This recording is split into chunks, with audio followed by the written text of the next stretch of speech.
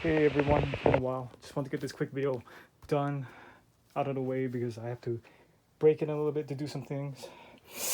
So, this is an ARES 1928 electric blowback that I've converted to a 1928A1. It has been a while since I last made a video. I'm actually wearing vinyl gloves right now because the wood stain and clear is still drying. I should say more the clear is drying right now, so it's okay to touch as long as I have gloves on. I just put it all back together, so I painstakingly took this thing apart, took the butt plate off, separated the stock mechanism, took off the sling swivels, and I gave it a nice few coats of Minwax American Walnut. This actually is a Savage Arms M1 Handguard. It's wartime made, so I just left it as is. I modified it to fit this replica. I'll attach pictures of it when I make it in iMovie, but I've actually had to cut underneath where the foregrip would mount. On an ARES, unlike the King Arms, there's only one tab, and it's made of aluminum, so you can usually get that off with like a reciprocating saw or a half saw. So this is the original grip that it came with. The whole reason for me putting a handguard on, because it's just flimsy. This particular one, I don't know if all ARES 1928s are like it. I happen to have two, if you know my MO. This is the second one I have. I got that one some years after COVID. This is the one I got during COVID in 2020. So this is the stock hand foregrip that it comes with. It's well constructed, but very flimsy because there's only one mounting point, and it was just flopping all over the place. I didn't like that. So I may put it on, play around with the look every now and then, but I had the Savage Arms Handguard that fit pretty much with no issues except for a little floating in the back, so I had to cut the tab and Dremel out the back with a cutting bit, a wood cutting bit, but it really didn't take more than like an hour and a half or something like that. And I left the original finish. I know you're gonna say, oh, Kilimanjaro 808, such a butcher, you took an original handguard and you cut it up for an airsoft gun. So, well, did no good sitting in here, tell you that. I had that thing, I've had this for a couple of years now. You can still find them. They made thousands of Thompsons during the war, including with some of the parts to go with it.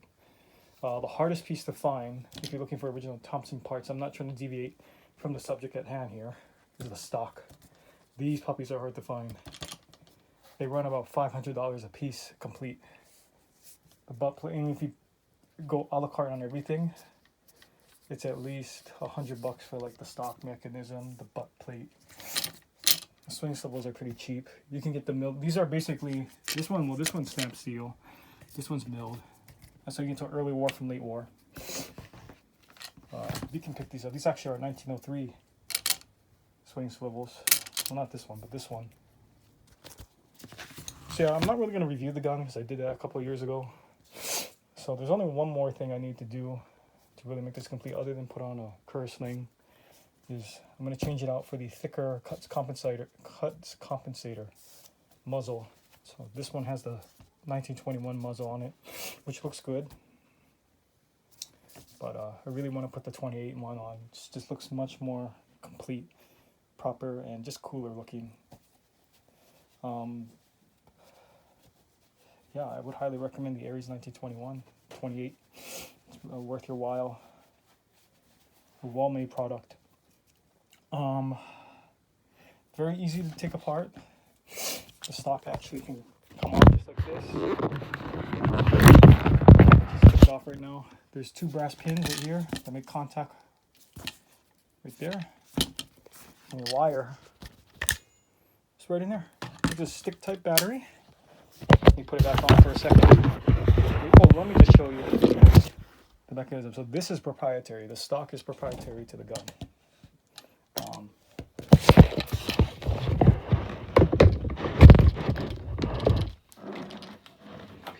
sorry. Give me a second. There we go. So technically you can't, you could get a 1928, a real 1928 stock and adapt it. It's going to take a lot of woodworking. You're going to have to make a big hole in the back for the battery to fit, where the cleaning kit would be on the real thing, so the wires can pass through. And you're going to have to save this piece right here so that it fits on top. I dry fired this thing. I'm not shot BBs out of it yet, so it's got basically no, there's not a single round fired out of it. Just dry fired. That's it. I do plan on using it. I'm very thorough and satisfied with the work I've done.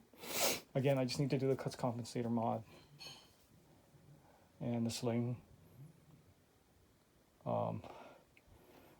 I would highly recommend the ARES 1928 or 21 to anybody. It's worth $700-800 up front, not including any other work you got to do to it, like you see here. So I'll make an update video, but the collection has changed around a little.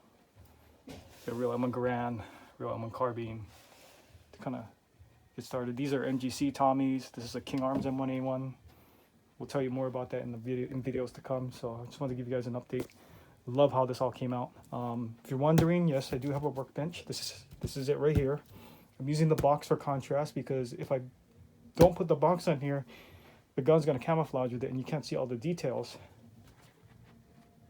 So I know the lighting isn't the best right now, but man, doesn't she look pretty. It's got a Marui Thompson mag in it right now. These are very hard to come by. I have two of these, so I have one here, and I have one in my cookie tin right there. I paid a lot for the second magazine, let me tell you that. Oh, and one more thing. It says a Marui M16A2. And here, I've got pretty much like a new MGC 1921 Thompson in there. I just love MGC Tommies. They're wonderful. And yeah, there's some real guns I want to buy eventually. And yeah, well, I'll make an update video on that. And I got a Colt Sporter SP1. I'll show you guys. It's real sweet. Really sweet little honey. Anyway, gotta head outside. Take care, guys. Okay, so you're gonna hear some narration. We're gonna run this through real fast. So here's all the parts gathered up. Pistol grip, front grip and stock. The Savage Arms Handguard, you can see here. I've had to repair a crack I made when I put it on the gun initially. I fixed it with some clear Gorilla Glue. There you go. You can see the Savage Arms S embossed at the bottom. This is the proprietary ARES 1928-21 stock. I took off all the hardware as I was prepping it for wood stain. You'll see clearly in this picture right here where the sliding stock mechanism would sit. And they also drilled a hole from the factory where the battery slides through and the wires pass through. Another shot of all the parts gathered together. You can see the difference in wood coloring. This is what the gun looks like stock, and it's a beautiful piece, but it could use some improvement. There's the other side of it. It's very nicely blued. Here you see that's when I first put the handguard on. I've had to also drill a hole for the new screw to go through. So it's one other thing you also got to remember is when you're putting on a handguard, you'll not only have to carve out the back, you'll also have to drill and tap a new hole and find a new screw with a washer to put on it. This is today. I was staining the wood. Min wax, walnut, American walnut is what I use. Oil-based. Repaired the crack right there with some clear Gorilla Glue. You can see another shot of it right there. Can hardly notice it was there. I touched up the right-hand side with a touch-up pen. Same product. Min wax, oil-based, dark walnut. And here are some still photos from today after putting it together. The clear is still curing right now, but I love how everything came out. Like I said, there's a few more things to do, but overall, I'm thoroughly satisfied and very well pleased. Praise Jesus.